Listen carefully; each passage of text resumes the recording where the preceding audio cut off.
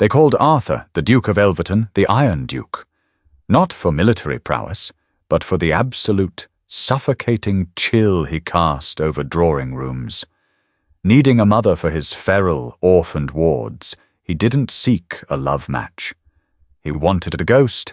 He chose Beatrice, a spinster so quiet, London society forgot she was even in the room. He expected a docile manager to keep the children out of his sight. He never expected his wards to absolutely adore her, or that he would be the last one to know. The wedding took exactly 14 minutes. There were no flowers, no weeping mothers, and certainly no lingering glances. The registry office smelled of stale tobacco and damp wool. Outside, a miserable London drizzle slicked the cobblestones, entirely fitting for a Tuesday morning in November.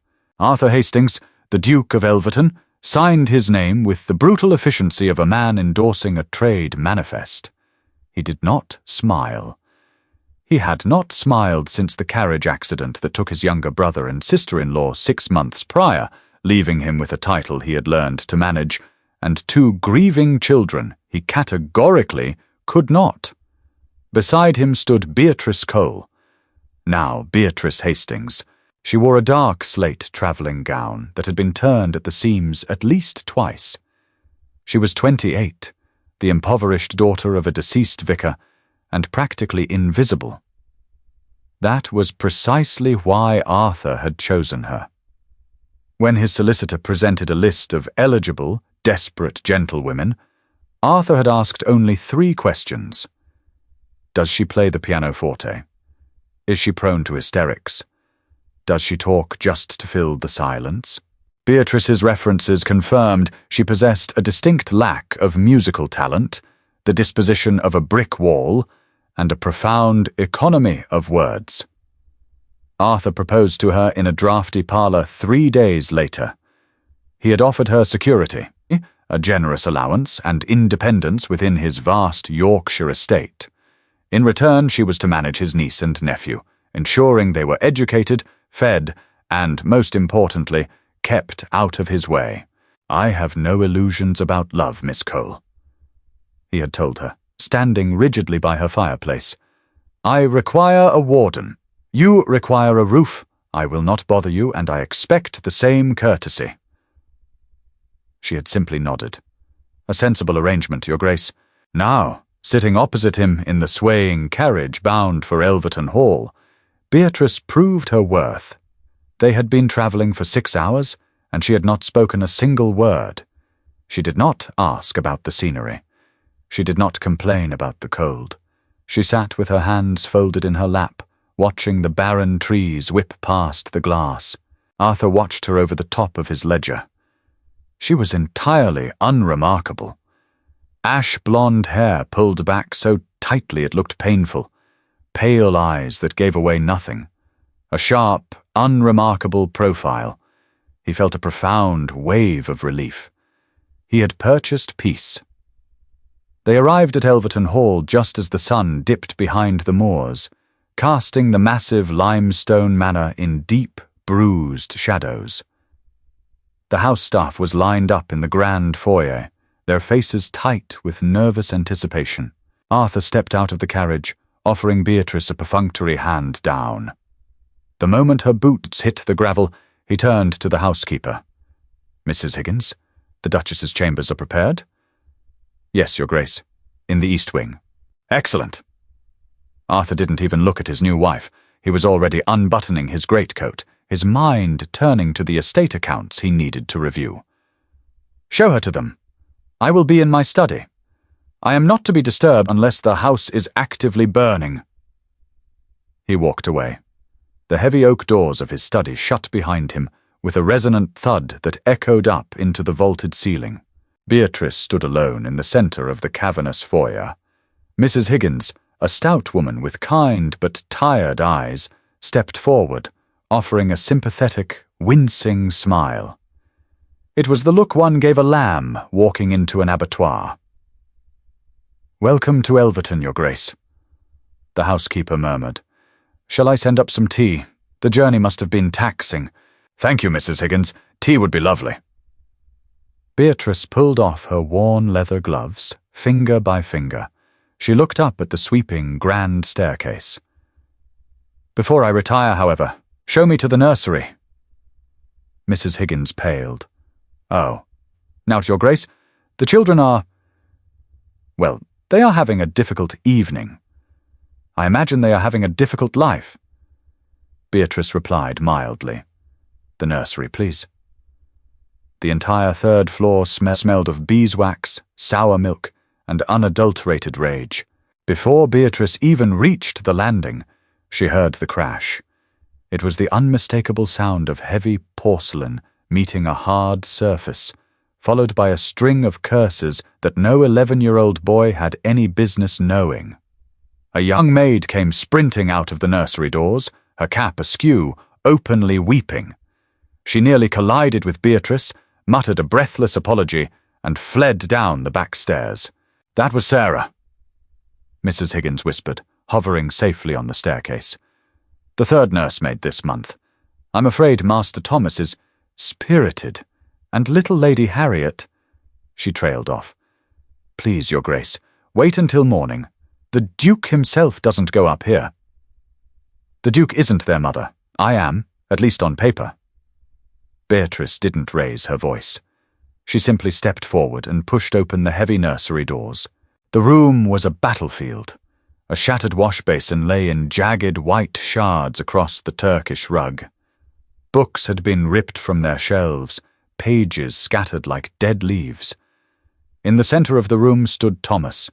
He was small for his 11 years, pale and vibrating with fury, clutching a heavy brass fireplace poker in his right hand. His chest heaved. In the far corner, wedged beneath a heavy oak window seat, was a tiny, trembling shadow. 7-year-old Harriet. She had pulled her knees to her chest, her hands clamped over her ears, her eyes squeezed tightly shut. Beatrice stepped into the room. She closed the door behind her with a soft click, shutting Mrs. Higgins out.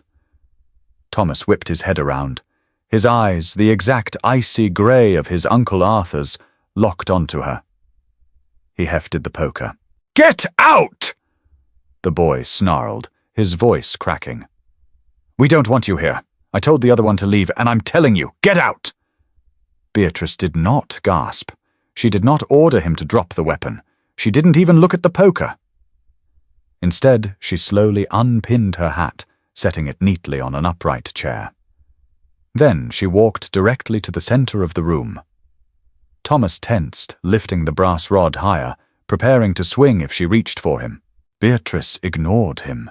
She knelt down on the floor, her good slate gown brushing against the damp patch where the wash basin water had spilled. Carefully, methodically, she began picking up the jagged pieces of porcelain. Thomas blinked. His aggressive stance faltered a fraction. What are you doing? Picking up the porcelain, Beatrice said. Her voice was flat, calm, devoid of any patronizing warmth. If someone steps on this, they will bleed. Bleeding ruins the rugs. I said get out! Thomas yelled, slamming the poker against the leg of a table. The thwack made Harriet whimper from beneath the window seat. Beatrice stopped. She looked up at him. She didn't look angry. She looked bored. You can yell, Thomas. You can break things. But if you smash the wash basin, you will simply have to wash your face in the dog's bowl tomorrow morning. It's entirely your choice. She returned to her task. Thomas stared at her, entirely derailed.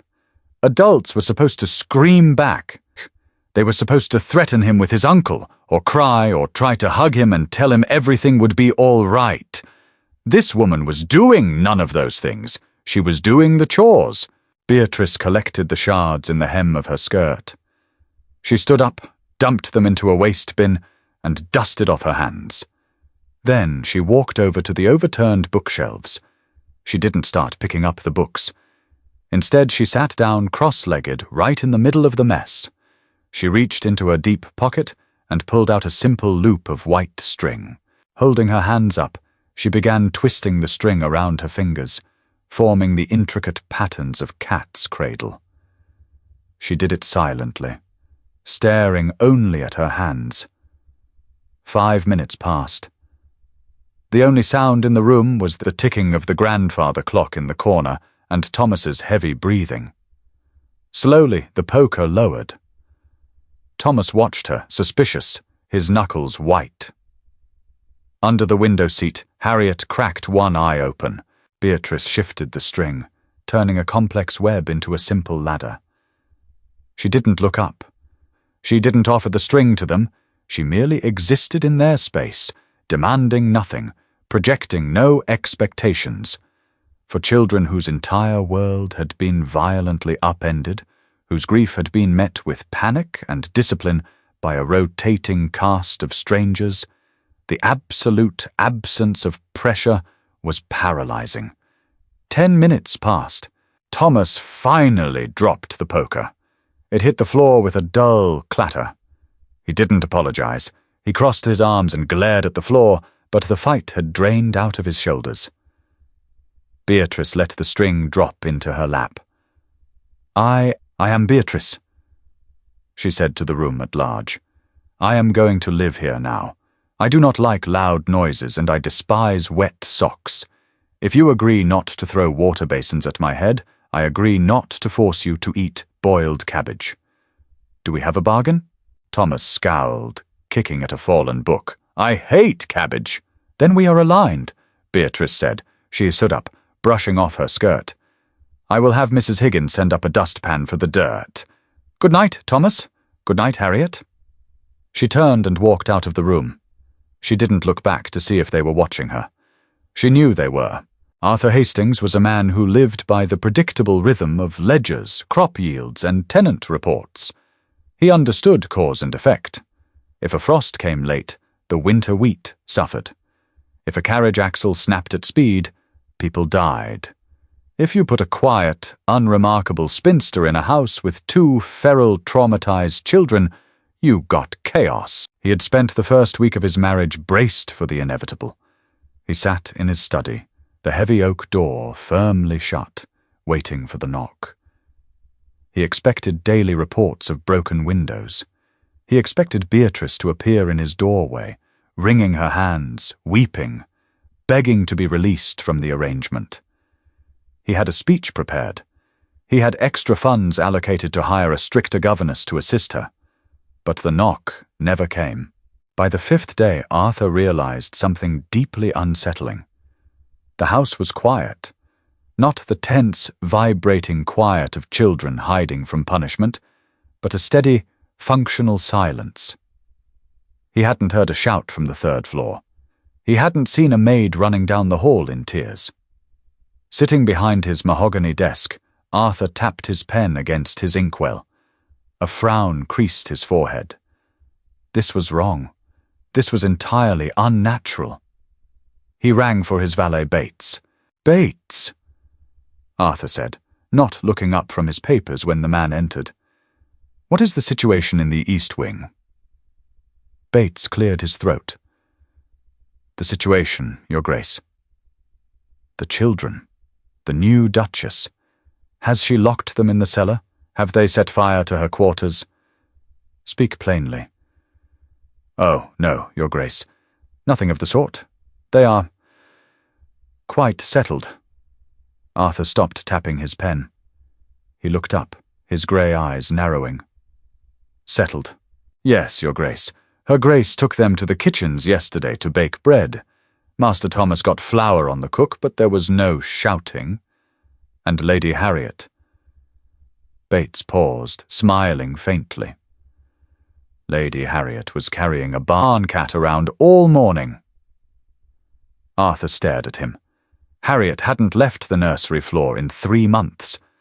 Thomas had bitten the last person who tried to take him downstairs. I see. That will be all, Bates.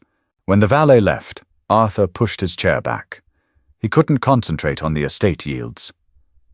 The silence in the house, which he had so desperately craved a week ago, now felt like an itch he couldn't scratch.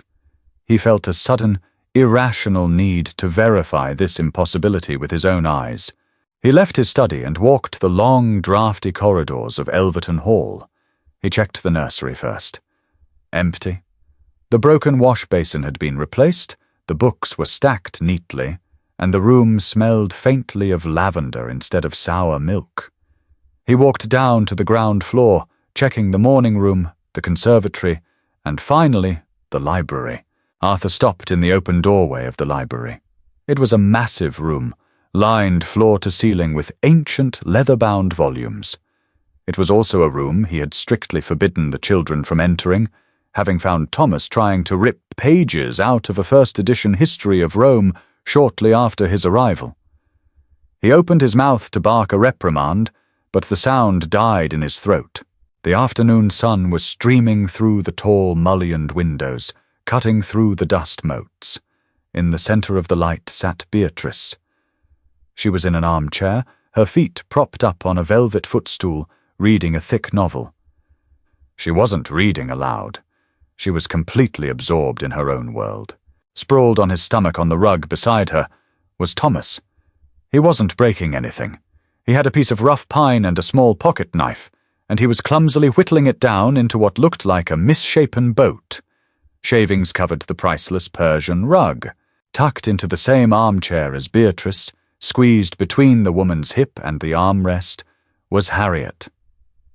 The little girl had a sketchbook resting on Beatrice's lap, humming softly as she drew with a piece of charcoal. Every so often, Beatrice would absently turn a page of her book, her forearm lightly brushing against Harriet's shoulder. The child leaned into the touch like a plant leaning toward the sun. They were simply existing. Together, Arthur stood in the doorway, a stranger looking through a glass window into a world he did not understand. He had provided the house, the warmth, the food, and the clothes. He was the Duke. He was the blood relative. Yet, looking at the three of them, he felt a sharp, alien twinge in his chest. It was a profound sense of exclusion. He shifted his weight. His boot scraped against the hardwood floor just outside the rug. The spell shattered instantly. Thomas's head snapped up. The moment he saw Arthur, the boy's entire demeanor changed. The relaxed slope of his shoulders vanished, replaced by rigid hostility. He scrambled to his feet, quickly hiding the pocket knife behind his back, his eyes darting to the wood shavings on the rug. He stepped defensively in front of the armchair. Harriet gasped. She dropped the charcoal, burying her face into Beatrice's skirts, her small hands fisting in the grey wool of the woman's dress. Arthur felt his jaw tighten. They looked at him as if he were a monster invading their sanctuary. Beatrice did not flinch. She placed a bookmark deliberately in her novel, closed it, and set it on the side table. She placed a calming hand on top of Harriet's head, giving it a gentle pat, then stood up. She smoothly moved past Thomas, placing her own body between Arthur and the children. It was a subtle movement, but the protective nature of the blocking was unmistakable. "Your Grace," Beatrice said softly. Her face was an unreadable mask. "Did you require something? You are rarely in this wing before dinner." Arthur looked at his wife. He looked at her plain dress, her steady eyes, and the way his nephew was glaring at him from behind her protective shadow. She thought he was a threat. She was shielding them from him. "I was looking for a ledger." Arthur lied. His voice came out harsher, colder than he intended. "And I see my rug is being destroyed." He pointed to the wood shavings. Thomas flinched. Beatrice glanced down, then looked back at Arthur, entirely unbothered. "Wood shavings sweep up, Your Grace. It is a rug, not a religious artifact. I will have it seen to." She dismissed his anger. She didn't apologize for the children, nor did she scold Thomas. She simply handled Arthur as if he were an unruly tenant complaining about a broken fence. "See that you do!" Arthur snapped, spinning on his heel. As he walked rapidly away down the corridor, the silence fell back over the library. But it wasn't the same silence from before. It was a thick, heavy barrier, and Arthur Hastings suddenly realized he was standing on the outside of it. Arthur did not like being managed in his own home. He liked it even less when he realized Beatrice was doing it with the same quiet, ruthless efficiency he used on his estate managers. By the 3rd week of November, Arthur decided the feral period was over. The children were quiet, yes, but they were not being educated. He wrote to a reputable agency in London and hired Mr. Pendleton, a stern, narrow-shouldered tutor with excellent references in Latin, mathematics, and breaking stubborn boys. Pendleton arrived on a Tuesday. By Wednesday afternoon, Arthur's fragile peace shattered. Arthur was in his study, reviewing a dispute over grazing rights, when the shouting began. It wasn't the usual chaotic screaming of a child throwing a tantrum. It was the deep, booming roar of an adult man, followed by the heavy thud of furniture overturning. Arthur dropped his pen, a cold spike of adrenaline hitting his chest. He took the stairs 2 at a time, bursting through the doors of the makeshift schoolroom on the 2nd floor. The scene was a disaster. Pendleton was red-faced, clutching his right eye, which was rapidly swelling. Thomas stood atop a heavy mahogany desk, breathing hard, an empty silver inkstand in his hand. Blue ink splattered the walls, the maps, and Pendleton's starched collar. "You little savage!" Pendleton bellowed, lunging for the boy. Before Arthur could intervene, the door opposite him opened. Beatrice walked in. She was carrying a small wicker basket of dried lavender. She took in the scene without breaking stride. She did not look at Thomas. She walked directly to Pendleton. "Mr. Pendleton," Beatrice said. Her voice was barely above a whisper, yet it cut through the shouting like a razor. "Your carriage will be brought round in 15 minutes. Mrs. Higgins will provide your severance at the door." Pendleton gaped at her, his good eye bulging. "Severance? Your Grace, this animal nearly blinded me. He refuses to recite his declensions. He tore the primer, and when I attempted to apply the rod—" "You brought a rod into this house?" Beatrice asked. She finally stopped walking. She looked at the tutor's hands. A thin birch cane lay discarded on the rug. Arthur felt the blood drain from his face. He had not authorized physical discipline. His brother had never struck Thomas. Beatrice looked up, her pale eyes locking onto Pendleton. "Make it 10 minutes. Leave the bags. A footman will throw them out the window to save time." "Madam, you cannot." "She can." Arthur's voice cracked like a whip from the doorway. Both the tutor and Beatrice looked at him. Arthur stepped into the room, his height and broad shoulders suddenly dominating the space. He didn't look at his wife. He stared down the tutor. "You heard the Duchess. Get out." Pendleton scuttled out of the room, clutching his eye. The silence that followed was heavy. Thomas remained on the desk, the inkstand still gripped in his white-knuckled hand. He looked between Arthur and Beatrice, a trapped animal waiting for the real punishment to begin. Arthur looked at the ink on the walls. He looked at the ruined maps. The familiar, suffocating frustration rose in his throat. He had tried to do the right thing. He had hired the best. And here was chaos, returning to mock him. "He needs to learn, Beatrice," Arthur said sharply. "He is an heir to an earldom. He cannot spend his life whittling sticks and hiding behind your skirts. He needs discipline." "He needs mathematics," Beatrice corrected mildly. She set her basket down. "Thomas, put the inkstand down. Your hands are blue." Thomas slowly lowered the silver piece. "And how do you propose he learns mathematics without a tutor?" Arthur demanded, stepping closer. "Will you teach him?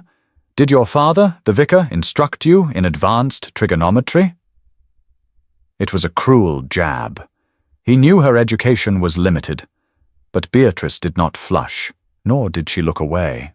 "No," she said, "but I know how to measure a yield. Come with me." Arthur frowned. "What? Come with me, Your Grace." She gestured toward the door. She looked at Thomas. "Wash your hands. Meet us in the kitchen garden in 5 minutes. Bring the measuring twine." 10 minutes later, Arthur found himself standing in the biting cold of the kitchen garden, his boots sinking into the semi-frozen mud. He wore no greatcoat, having left it inside, but he was too stubborn to retreat. Thomas knelt in the dirt near the root vegetables. He didn't look angry anymore. He looked intensely focused. The winter squash beds need to be expanded before the frost hardens the ground completely, Beatrice was saying, pointing to a rough patch of earth. She handed Thomas a slate and a piece of chalk. "The new bed must be rectangular. The perimeter can only be 40 feet, because that is all the fencing we have left in the shed. I want to plant 3 rows of squash. Each row needs 2 feet of width. What is the maximum area we can enclose?" Thomas bit his lip. He drove a wooden stake into the mud, tied the twine to it, and began walking out a line. He paused, scribbled something on the slate, erased it with his muddy thumb, and wrote again. Arthur watched, stunned. The boy who had thrown an inkstand over Latin declensions was currently doing algebraic geometry in the dirt. "He cannot sit still in a chair, Arthur," Beatrice said quietly. It was the first time she had used his Christian name. It sent a strange ripple down his spine. His mind moves too fast, and a desk makes him feel cornered. So we measure the garden. Tomorrow we will calculate the volume of the grain silos. He does not need a rod. He needs a reason. Arthur looked at his wife. The wind was whipping her ash-blonde hair out of its strict pins, blowing it across her cheek. She was entirely unbothered by the cold, the mud on her hem, or his foul mood. He had hired a ghost. He had somehow married a general. "And the Latin?" Arthur asked, his voice losing its sharp edge. "We will translate the names of the plants," she replied, turning to walk back toward the house. "Assuming you do not fire the head gardener." December brought ice. It coated the trees like glass and turned the slate roof of Elverton Hall into a deadly, shining slope. It was also the month of Thomas and Harriet's mother's birthday. Arthur did not know this. He kept his brother's memory locked away in a dark, silent vault in his mind.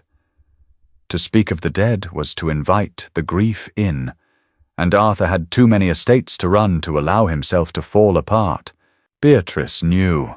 She knew because Harriet had woken up crying 3 nights in a row, and Thomas had stopped talking entirely, retreating into a hostile, vibrating silence.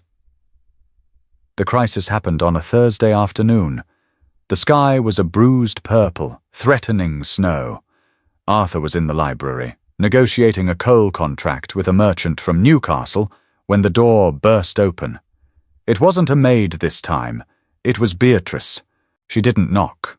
Her face, usually a mask of calm indifference, was stark white. "The North Tower," she said. Her voice was stripped of its usual even tone. "Thomas." Arthur didn't ask questions.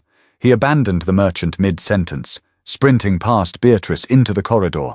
The North Tower was a relic, a crumbling stone structure attached to the old, unused wing of the manor. The roof had been damaged in a storm years ago, leaving a jagged, sloped drop to the cobblestones 4 stories below. It was strictly forbidden.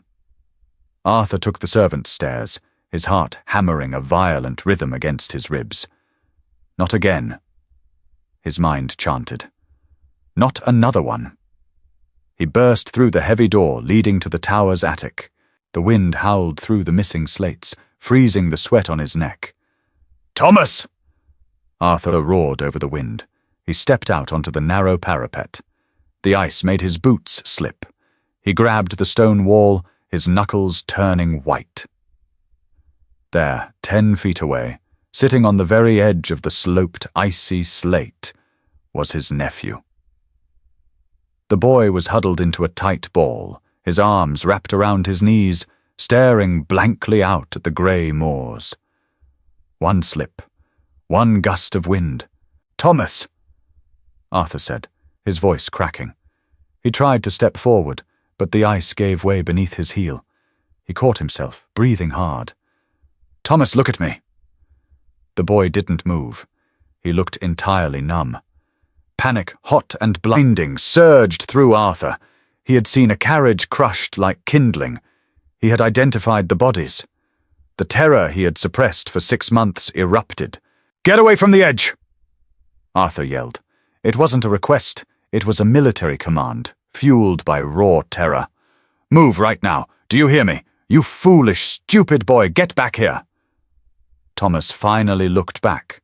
He saw his uncle, massive and furious, yelling at him. The boy shrank further into himself, inching backward. His boot slid an inch on the ice. "Stop yelling at him." The voice came from behind Arthur. Beatrice crawled out onto the parapet. She was not wearing a cloak. She dropped to her hands and knees immediately, ignoring the freezing slush soaking through her skirt. "Beatrice, get back!" Arthur snarled, his arm shooting out to block her. "It's ice! You'll fall!" "So will you, if you keep towering over him like a gargoyle," she said sharply. She pushed his arm aside. She didn't stand up. She stayed low, keeping her center of gravity anchored. Slowly she began to crawl along the parapet toward the boy. "Thomas!" Beatrice called out. Her voice wasn't loud. It carried no panic, no anger. It was the same voice she used to tell him to put down the inkstand. "It is very cold out here, and Harriet is waiting to finish the puzzle." Thomas sniffled. His shoulders shook. "It's her birthday," he whispered. The wind almost snatched the words away. "My mother." Arthur froze. The anger evaporated, leaving a hollow, agonizing ache in his chest. Helen. It was Helen's birthday. He had forgotten. "I know," Beatrice said, inching closer. "It is a terrible day to miss someone. But you cannot miss her from the roof. The roof is only for pigeons and broken slates. You are neither." She stopped 3 feet away from him. She didn't reach for him. She didn't lunge. She held out her hand, her palm open and steady. "Come inside, Thomas. I asked Mrs. Higgins to make the apple tarts, the ones with the thick crust." Thomas looked at the drop below him. Then he looked at Beatrice's outstretched hand. His lower lip trembled. "I can't," he sobbed. "I'm stuck! It's slippery!" "I have you," Arthur said. Beatrice looked back. Arthur had dropped to his knees behind her. He crawled forward, ignoring the ice tearing at his trousers. He reached past Beatrice, his long arms easily spanning the distance she couldn't. He didn't grab the boy violently. He clamped a massive, firm hand onto the collar of Thomas's coat, anchoring him. "I have you," Arthur repeated, his voice low and shaking. "You will not fall. I promise you, Thomas, I have you." With Arthur anchoring his weight, Thomas carefully turned on the ice. He scrambled toward them, slipping once, but Arthur's grip held him fast. The moment Thomas was within reach, Arthur hauled him off the slate and onto the flat stone of the parapet, dragging him backward into the safety of the attic room. They collapsed onto the dusty floorboards. The moment they were safe, the terror returned to Arthur, mutating instantly back into rage. He pushed himself up, looming over the shivering boy. "Do you have any idea what you just did?" Arthur bellowed, the sound echoing off the rafters. "You could have died. Do you want to kill yourself? Do you want to leave your sister alone? How dare you?" Thomas curled into a ball, clapping his hands over his ears, sobbing hysterically. "Arthur, stop!" Beatrice stepped between them. She was soaking wet, shivering violently, but her spine was steel. "He needs to know!" Arthur shouted at her, pointing at the boy. "He needs to understand the consequence of his absolute recklessness. If I hadn't been here, if you hadn't been here, I would have talked him down." Beatrice fired back, her voice rising to match his for the first time. "You are yelling at him because you are terrified. But he does not understand your terror, Arthur. He only hears your anger. He only hears a man who hates him. I do not hate him, Arthur roared. The admission tore out of his throat, raw and bloody. He ran a trembling hand through his hair, looking at the ceiling to stop the tears from falling. I am trying to keep him alive. I cannot bury another one, Beatrice. I cannot do it. I do not know how.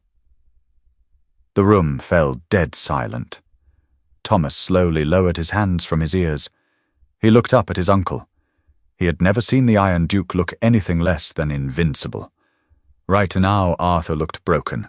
Beatrice's expression softened. The coldness dropped away. She looked at Arthur not as an employer, but as a man drowning. She knelt beside Thomas and pulled the boy into a tight hug. She looked up at Arthur. You do not have to bury him. Beatrice said softly, but you do have to let him live, even the messy parts. She stood up, pulling Thomas with her.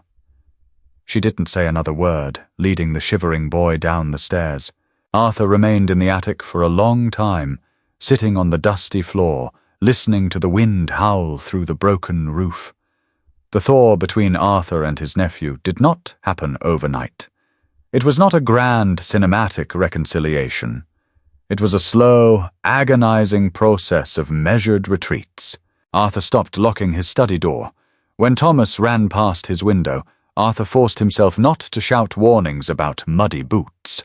Once, when he found Thomas struggling with a tangled kite string in the library, Arthur silently took the spool, untangled the knot with his large, deft fingers, handed it back, and walked away. Thomas had stared after him for 5 minutes. It was progress.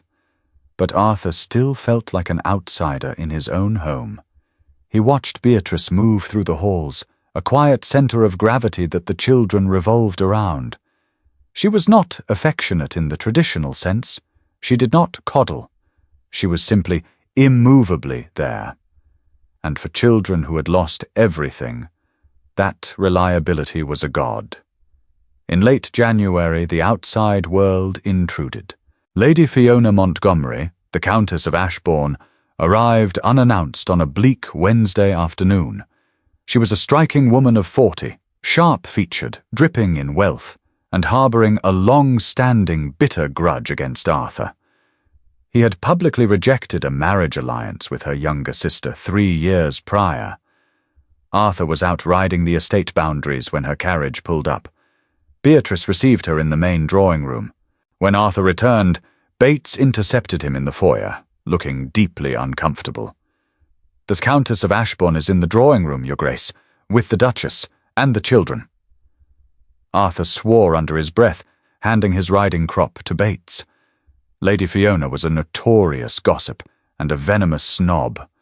Putting her in a room with Beatrice, who wore turned gowns and spoke only when necessary, was a disaster waiting to happen. He strode toward the drawing room, preparing to rescue his wife. He stopped just outside the half-open door. "Fascinating," Lady Fiona was saying, her voice dripping with condescension. She was seated on the velvet settee, holding a teacup like a weapon. "I must confess, when we heard the Duke had married, we were quite shocked. A vicar's daughter from Somerset. So practical. Tell me, do you do your own sewing, Your Grace?" Beatrice was seated opposite her. She wore a simple, unadorned, dark blue day dress. She looked completely unfazed. "Only when necessary, Lady Ashbourne," Beatrice replied calmly, setting down the silver teapot. "More tea?" "No, thank you. The blend is a bit robust for my tastes." Fiona offered a tight, sympathetic smile. "I suppose Arthur requires a robust manager for these unfortunate children. Such a tragedy about his brother.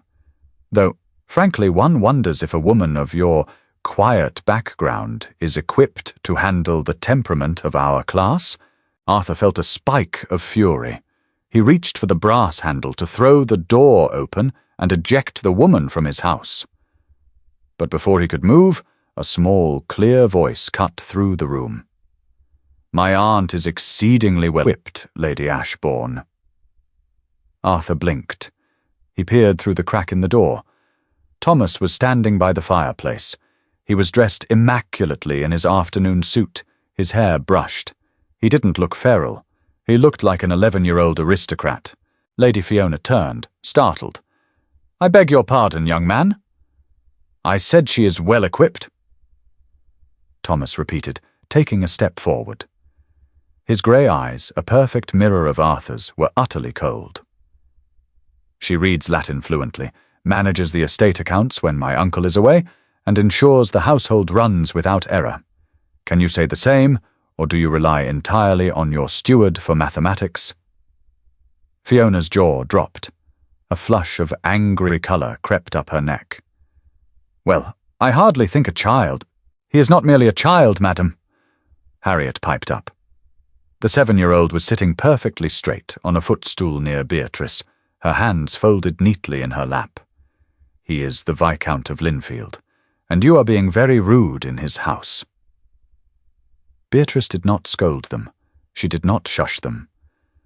She sat back in her chair and took a sip of her tea, her face entirely blank, though Arthur thought he saw the faintest twitch of amusement at the corner of her mouth. "I have never been spoken to in such a manner," Fiona gasped, setting her teacup down with a loud clatter.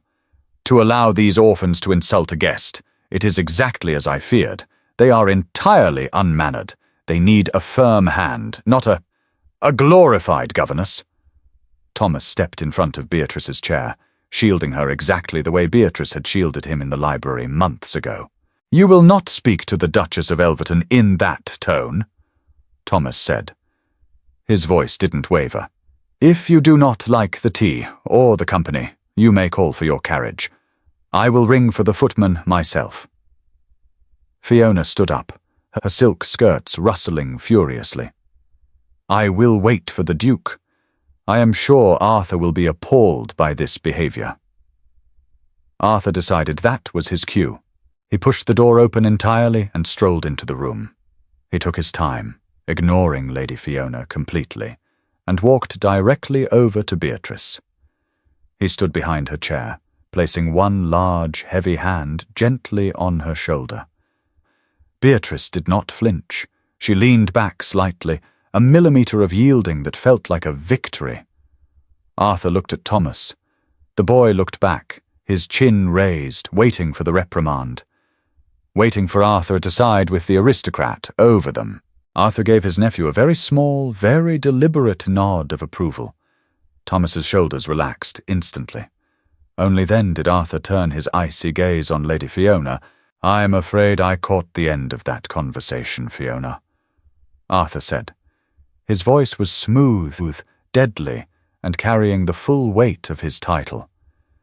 "And I find myself in complete agreement with the Viscount. If you find my wife's background uninteresting and my children's manners lacking, I suggest you take your robust tastes elsewhere." Lady Fiona stared at him, her mouth opening and closing like a landed fish. Realizing she had been thoroughly outmaneuvered by a spinster, 2 children, and a man she thought she understood, she snatched her reticule. "Good day to you, Your Grace," she spat, sweeping out of the room. The door closed behind her. Arthur remained standing behind Beatrice's chair. The silence in the room was no longer a barrier. It felt warm.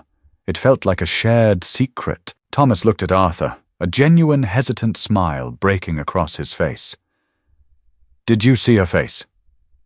"I did," Arthur said, allowing a rare grin to touch his own lips. "Your Latin, however, remains terrible. Beatrice does not read it fluently. We are using it to name root vegetables." She believed it. Harriet pointed out logically, reaching up to tug on Beatrice's sleeve. "Because you spoke with authority," Beatrice said gently, stroking Harriet's hair. She looked up at Arthur, her pale eyes catching the firelight. "Thank you for backing them." "They were right," Arthur replied quietly, his thumb brushing lightly against the wool of her dress on her shoulder. "They were defending their mother." Beatrice looked at him, startled. It was the first time he had used the word without the caveat of on paper. For the first time since the wedding, Beatrice Cole blushed. Winter broke, surrendering to a muddy, hesitant spring. With the thaw came a shift in the tectonic plates of Elverton Hall. Arthur Hastings was a man who had built his life on compartments. The estate in one box, his title in another, his grief locked in a reinforced iron safe. His marriage was supposed to be a small, tidy box labeled necessity. Instead, Beatrice was spilling into every corridor. She did not do this loudly. She simply left traces of life. A half-finished knitting project on his favorite leather wingback chair. A faint scent of dried rosemary in the main hall. A botanical text resting on the edge of his mahogany desk, casually marking a page on soil acidity. Before November, Arthur would have ordered Bates to clear the clutter. Now he found himself picking up the knitting and carefully setting it on the side table, tracing the rough wool with his thumb. The children, too, were changing. Harriet no longer hid beneath furniture. She shadowed Beatrice like a small, silent duckling, learning to bake and mend and prune the early roses. Thomas had stopped fighting the world. He spent his mornings with the estate manager, learning crop rotation with a ferocity that made Arthur fiercely proud. Arthur was the only one left standing on the periphery. Late one night in March, Arthur found himself unable to sleep. The house was dead quiet. He abandoned his bed, pulled on a thick wool dressing gown, and walked down to the kitchens, intending to pour himself a glass of brandy. He stopped in the doorway. The hearth fires had been banked to glowing embers. Sitting at the long, scarred wooden preparation table was Beatrice. She wore a simple white cotton wrapper, her hair falling in a heavy, loose braid over her shoulder. She was working by the light of a single candle, methodically turning the collar on one of Thomas's school shirts. She looked up when his boot hit the flagstones. She didn't gasp or scramble to cover herself. "Your Grace," she said softly. "Is something amiss?" "I could ask you the same," Arthur said, stepping into the cavernous room. "We have a seamstress, Beatrice. We have 3, in fact, on retainer in the village. Why are you sewing at 2 in the morning?" She pushed the needle through the heavy linen. "Thomas tore it climbing the oak tree near the stables. If I send it to the seamstress, she will tell Mrs. Higgins. Mrs. Higgins will fret. Then you will hear of it, and you will feel compelled to discipline him for climbing the tree." Arthur pulled out a heavy wooden chair and sat opposite her. The wood groaned under his weight. "I climbed that tree when I was his age. I broke my collarbone."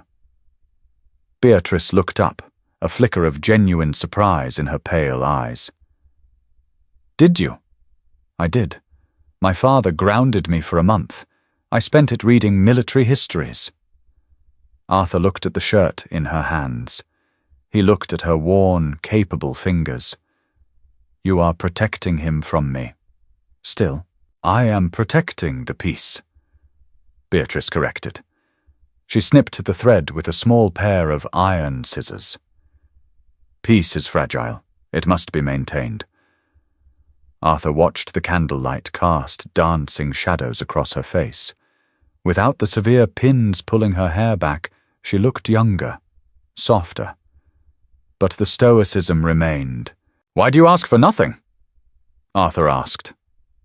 The question had been burning in his chest for weeks. "You have the treasury of a dukedom at your disposal, yet you wear the same 3 dresses you arrived in. You stitch your nephew's torn shirts in the dark.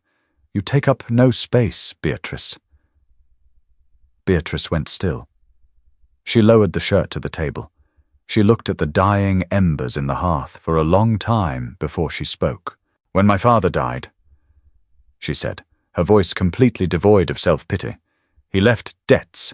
The parish required the vicarage immediately for his replacement. We had a week to vacate. My mother and I moved into a single room above a baker in Somerset. When she died a year later, the baker told me I could stay, provided I worked the ovens and remained entirely out of sight of the paying customers." She looked back at him, Her eyes were steady, stripped of any pretense. People do not notice you when you are quiet, Arthur. And if they do not notice you, they do not throw you out. I learned very early that survival depends on being as small a burden as possible. Arthur felt a physical ache in his ribs. It was a sharp, biting pain, completely unfamiliar to him. It was guilt. "I told you I wanted a ghost," he whispered. "You did," Beatrice agreed. "And I am exceedingly good at haunting." Arthur reached across the scarred table. He didn't ask for permission. He placed his large, warm hand directly over hers. She stiffened, her breath catching slightly, but she didn't pull away. "You are not a ghost in this house, Beatrice," Arthur said. His voice was a low rumble in the quiet kitchen. "You are the only thing keeping it standing.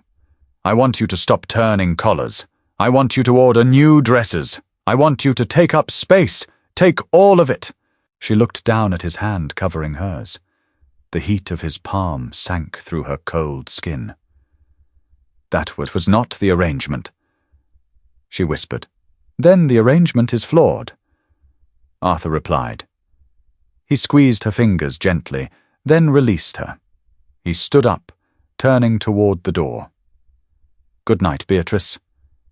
He left her sitting at the table, the candle flickering in his wake. He didn't get his brandy. He didn't need it. He was finally awake. April brought relentless, driving rain.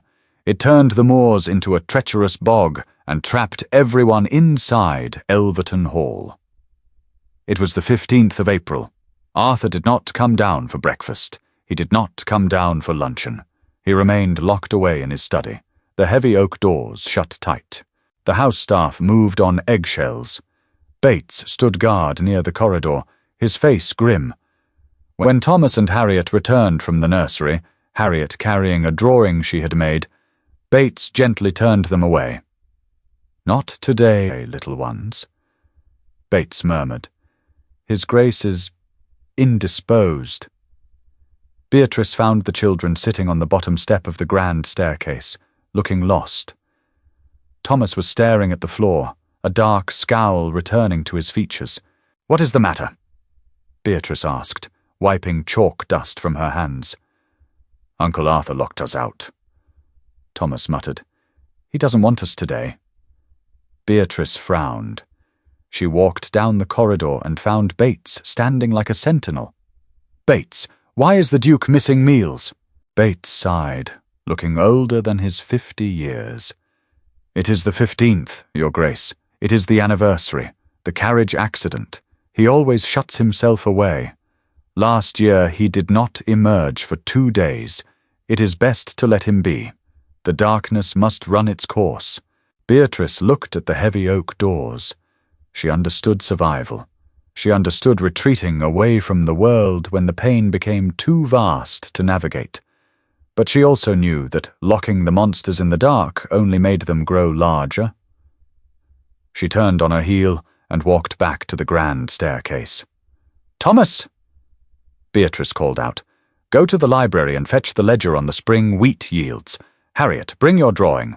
5 minutes later, Beatrice stood before the study doors. She carried a heavy silver tray laden with cold roast beef, thick bread, and a pot of strong tea. Thomas stood to her left, clutching the heavy leather ledger. Harriet stood to her right, holding her charcoal sketch of a rather lopsided horse. Bates looked horrified. "Your Grace, I strongly advise against—" Beatrice ignored him. She didn't knock. She balanced the tray on her hip and pushed the heavy iron latch down, pushing the doors open with her shoulder. The study was suffocatingly dark. The curtains were drawn tightly against the rain. The fire had burned down to ash. Arthur was sitting in his high-backed leather chair, staring blankly at the unlit hearth. He wore the same clothes from the day before, unshaven, a half-empty decanter of whiskey on the desk beside him. He looked up. His grey eyes were hollow, rimmed with red, completely devoid of the sharp intelligence that usually defined him. "Get out," Arthur said. His voice was a rasping scrape of gravel. Beatrice stepped into the room. "No." She walked to the heavy velvet curtains and yanked them open. The grey, watery light of the rainy afternoon spilled into the room. Arthur flinched, throwing a hand up to shield his eyes. "I said, get out!" Arthur roared, slamming his fist onto the mahogany desk. The decanter rattled ominously. Thomas jumped, taking a half-step backward. Harriet whimpered, hiding behind Beatrice's skirts. Beatrice did not flinch. She set the heavy silver tray down on the desk with a definitive clang, right next to the whiskey.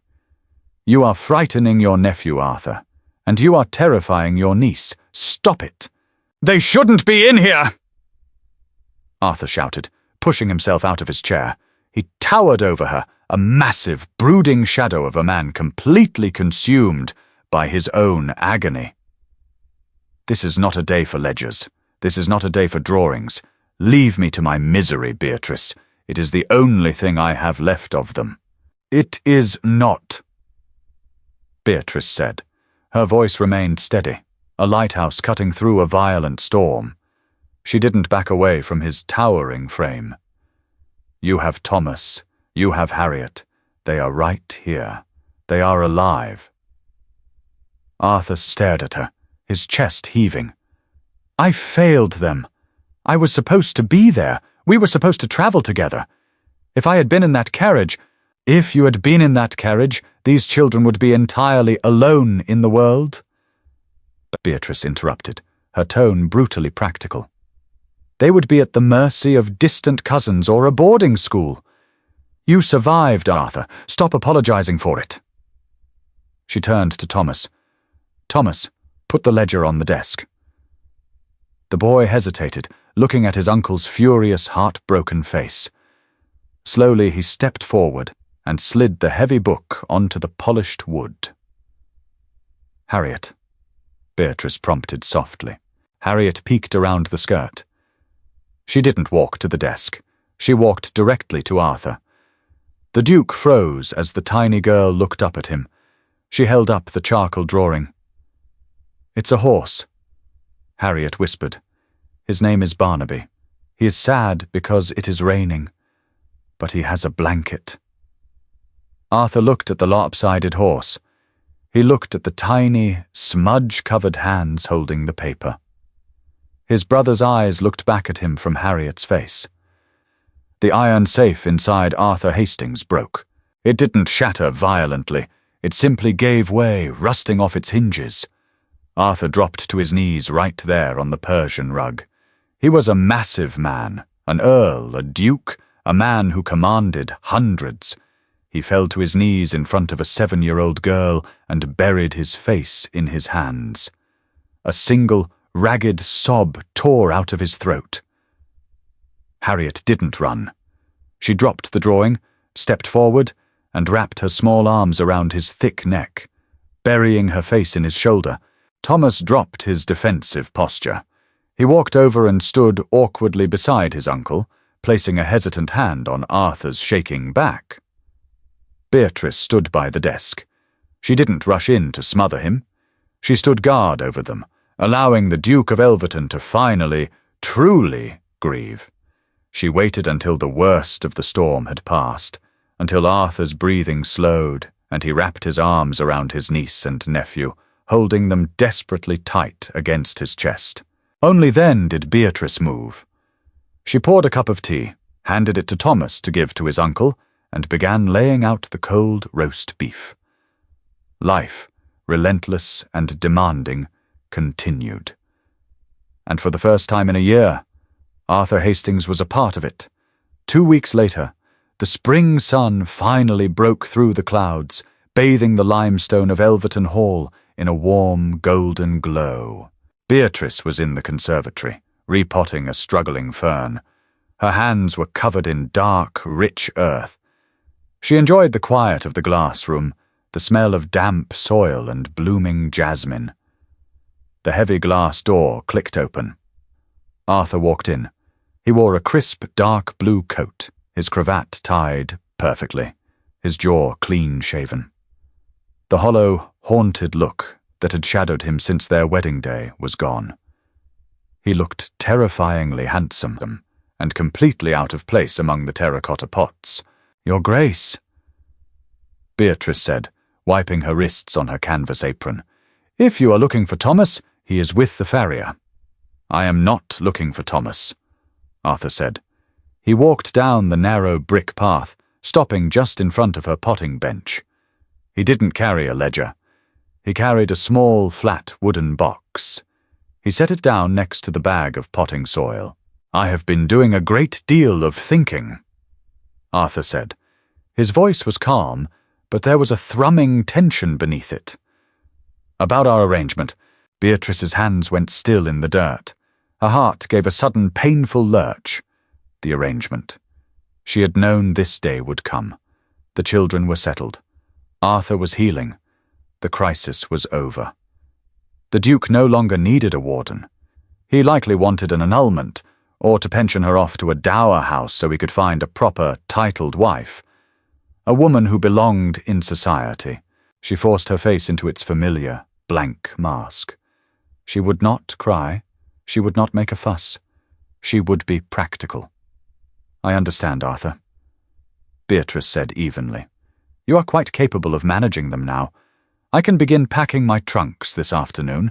I ask only for a small allowance to secure a cottage near—" "Beatrice, stop talking!" Arthur stepped closer. He reached out, taking her wrists. He didn't care about the damp earth on her hands. He didn't care that she was dirtying his immaculate cuffs. He held her firmly, forcing her to look up at him. "I am not sending you away," Arthur said, his voice dropping to a rough whisper. "Good God, woman! Do you truly think this house would survive a day without you? Do you think I would survive it?" Beatrice blinked, her stoic facade cracking in confusion. "Then, what is the matter with the arrangement?" "Everything," Arthur stated bluntly. "It is a terrible arrangement. It dictates that we live separate lives under the same roof. It dictates that I treat you as an employee. It dictates that we are strangers." He let go of one of her wrists, reaching up to gently tuck a stray lock of ash-blonde hair behind her ear. His thumb lingered against her cheek.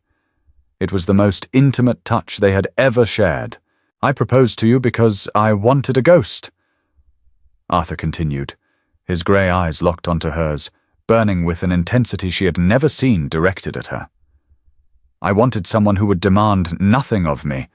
But you did not haunt this house, Beatrice. You built a foundation under it. You saved my nephew. You saved my niece. And you dragged me back from the edge of my own damn mind."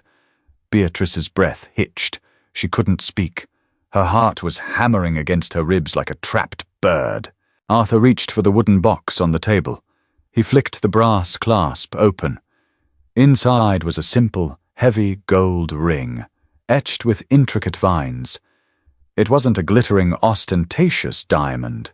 It was solid. It was enduring.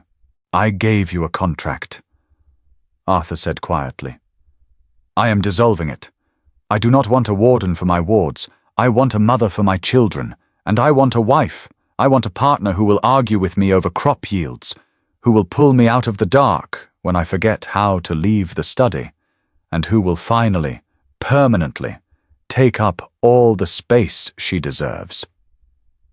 He looked at her, his usual authoritative mask completely stripped away, leaving only the man underneath. A man asking for a chance?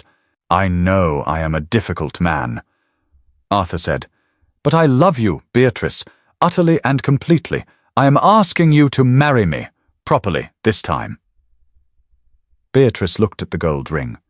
She looked at the dirt on her hands, and then up at the Duke of Elverton, the man who had been called the Iron Duke, now entirely dismantled by a quiet vicar's daughter. A slow, radiant smile broke across Beatrice's face. It transformed her completely, wiping away the unremarkability, making her fiercely beautiful. "You are a terrible nuisance, Arthur," she whispered, her eyes shining with unshed tears. "I am aware," he replied, a grin breaking across his own face. And you will have to buy new shirts for Thomas. I am entirely finished turning collars. I will buy a shipping company to import the cotton if you wish it. Beatrice let out a soft, genuine laugh. She pulled her hands free from his grasp, wiping the dirt off as best she could on her apron before holding her left hand out to him. Arthur didn't hesitate. He took the ring from the box and slid it onto her finger. It was a perfect fit. He didn't step back. He closed the distance between them, wrapping his large arms around her waist, pulling her against him. Beatrice leaned into his chest, wrapping her arms around his neck, finally letting go of the tension she had carried for 28 years. He kissed her, right there among the ferns and the damp earth. It wasn't a polite, aristocratic peck. It was desperate, grounded, and deeply real. Outside the conservatory glass, two small faces peered through the condensation. He's kissing her. Harriet whispered, her eyes wide. Thomas crossed his arms, looking immensely satisfied. Of course he is. I told you she had it entirely under control. The Viscount of Linfield grabbed his sister's hand and pulled her away towards the kitchens, leaving the Duke and Duchess of Elverton alone in the sunlight, completely and undeniably alive. Did Beatrice and Arthur's journey from a cold contract to a warm, undeniable love capture your heart? Sometimes the quietest souls build the strongest foundations, and found family proves that love is about choosing to stay, even in the messy parts. If you enjoyed this grounded, emotional Regency romance, please hit that like button, share it with your fellow historical fiction lovers, and subscribe to the channel. Let us know in the comments, what was your favorite moment of Beatrice silently outmaneuvering the Iron Duke? See you in the next story.